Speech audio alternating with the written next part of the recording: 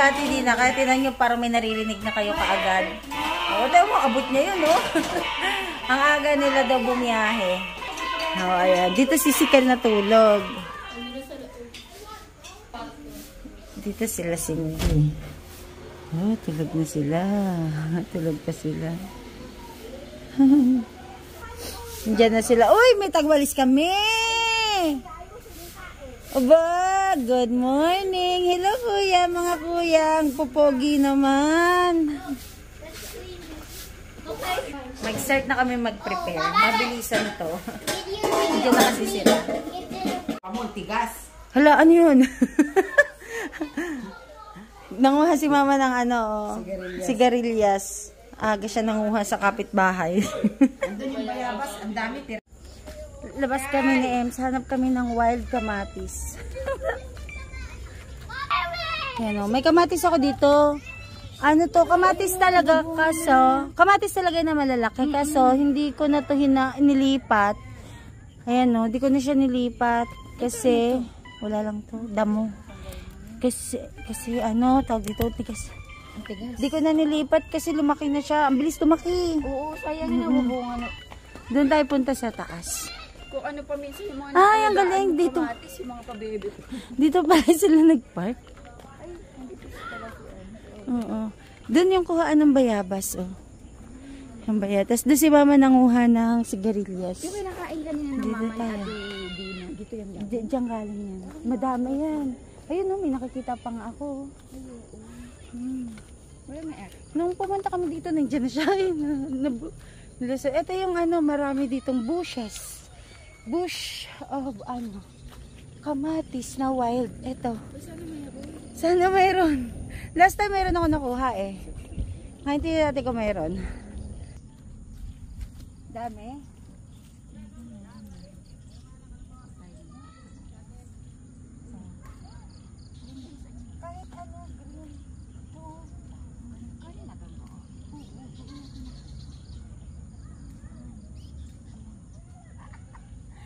Ilapag lang natin muna dyan. Pagsasahog kasi namin sa ano. Wala pala kami kamatis. Ang galing.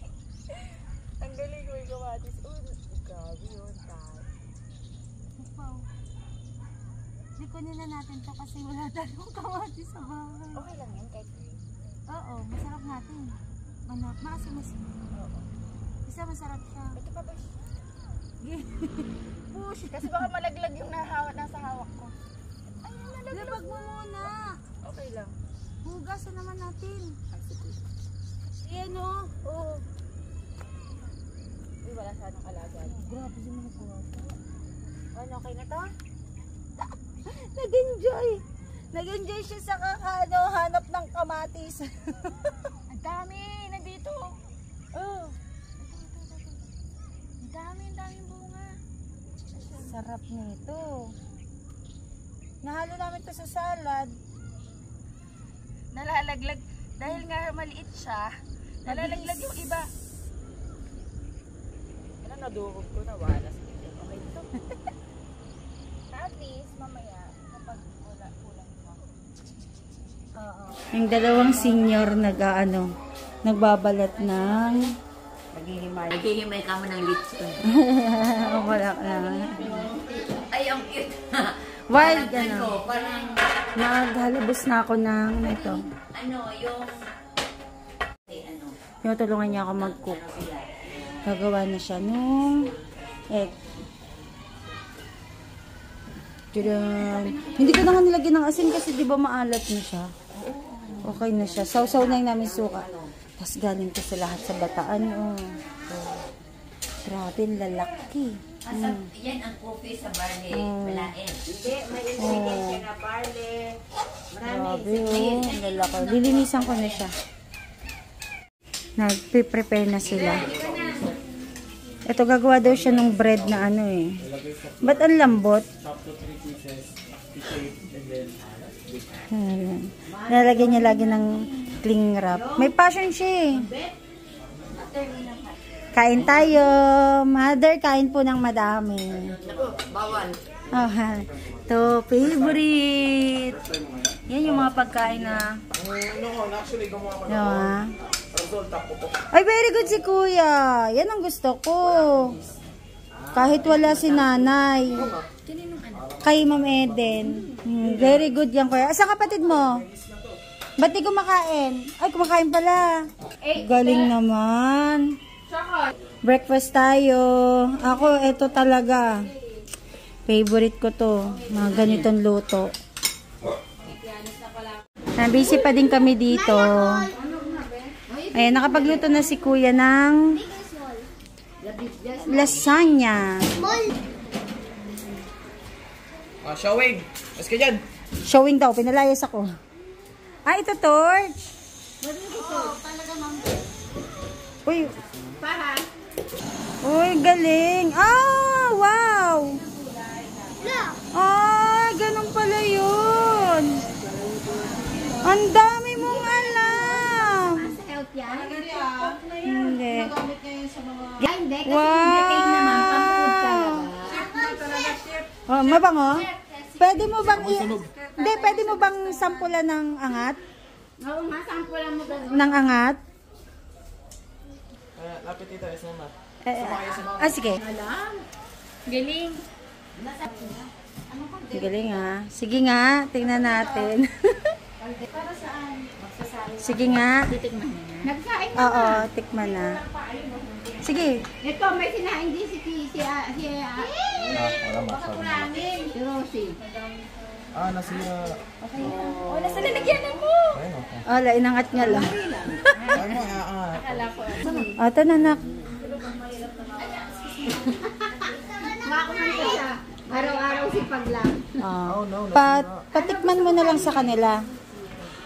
Yun. Pa-pre-taste mo na, magkuha ka na ng maliit na spoon doon. Iikot mo para alam natin kung anong kulang. Pero, bago ka mag-ano, isa lang mo na yung dalawa para tumatakbo na yung time. Gumagawa na si Sikel ng, anong tawag dyan? Garlic bread? Ay, hindi bread. Ano? Tinapay. Tinapay. Ay, galing. Maliit ko daw na galing. Tinarch mo na? Hindi pa? Hindi na yung ito-torch. Ang mga busy, oh. Ang mga kaka-hype. Cooking na din. Sindi ng tofu. Wishing daw? Wishing mo eh. Sabi? Ewan ko may sinasabi si laki niya na. Laki talaga niya. 1, 2. Talaba from Bataan. Ayan, nagawa si Sikel ng garlic bread. Kaso natutong. Pero mukhang masarap naman. So waiting na lang akong maluto. Eto na! Para sa mahalima! Diba? Taas natin to ng konti. Nagmoise. Yun. From baked by Chef Boy Kasunduan. Thank you sa gift. Tapos hindi. Nai-history yung payong. Ito para, buti pa sa Emily nung binigay ko pinicturan niya may pangalan personal. Oo. Ginagamit ko yun. Ginagamit ko. Kwento mo. Ginagamit ko kaya ako sa bahay na. Siyempre pag ginamit ko sa labas, ay si Emily yun. Paano yung maayon ang lakal? Ang kulit. Yan, rice. From Bataan ng ating alimasag. Tsaka, to yung tiger prawn? Ay! Ay. Look at my ano ba tawag dyan? Kawali? Ano yan? Kawa. Pero ito na ang ating kaldereta. Mag-start na kami. Ito lahat yung handa namin. Lasagna. Garlic bread.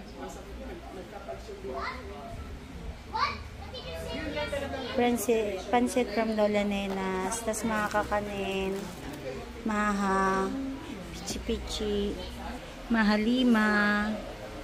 And yan. Marami pa dito. Mga pansit. Tas meron pa kami dito. Yan, start na kami. Anan? Si Bishop Vic Rabara, tito namin, siya yung magbe-bless ng bahay namin. Sa'yo mo kayo mas mag-ano at mag-accident.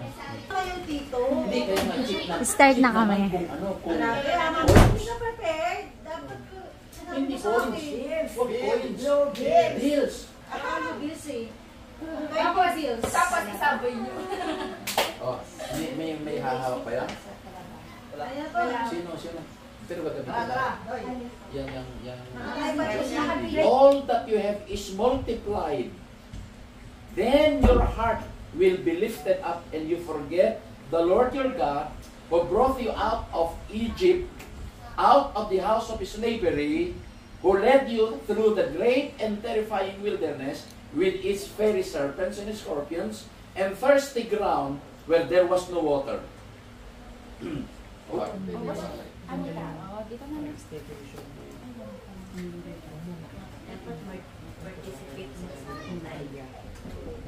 Oil daw, oil. So, nakapagpatayo na sila ng sarili nilang mga magagandang bahay at ang kanilang mga ari-arian, kayamanan ay dumami ng dumami.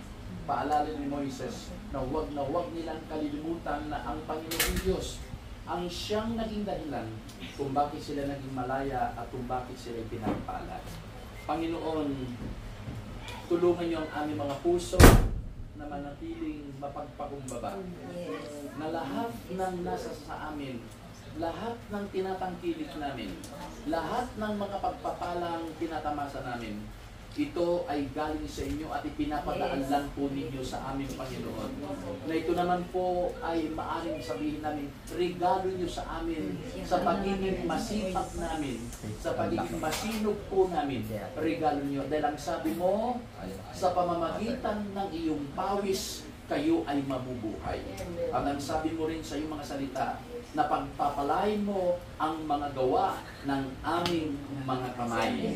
At mayroon kang paalala mismo, Panginoon Hesus, sa iyong mga disipulo, na unahin namin ang iyong kaharian at ang iyong katwiran at ang lahat ng aming pangangailangan sa aming pananamit, sa aming mga pagkain, sa aming mga inumin, sa pang-araw-araw namin kailangan. Ito, lahat ng ito ay inyong ibibigay sa amin.